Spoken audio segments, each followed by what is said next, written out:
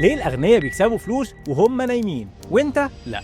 انت كل يوم بتشتغل عشان الفلوس، بس الأغنياء الفلوس هي اللي بتشتغل عندهم. ازاي بيعملوا كده؟ وانت ممكن تعمل زيهم. تعالوا نكشف السر. اولا، الدخل السلبي، سر الثراء الحقيقي.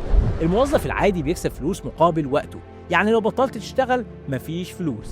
الأغنياء بيبنوا مصادر دخل بتجيب ليهم فلوس حتى وهم نايمين. ثانيا، ازاي تبني مصدر دخل سلبي؟ اولا، الاستثمار في الأسهم اللي ليها توزيعات، كل سنة بتاخد أرباح بدون ما بتشتغل.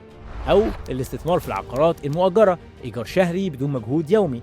أو إن أنت تعمل بيزنس رقمي زي كورس أونلاين أو كتاب إلكتروني أو قناة يوتيوب، شغل مرة واحدة وربح مستمر. ثالثا، الفرق ما بين الفقير والغني في إدارة الفلوس.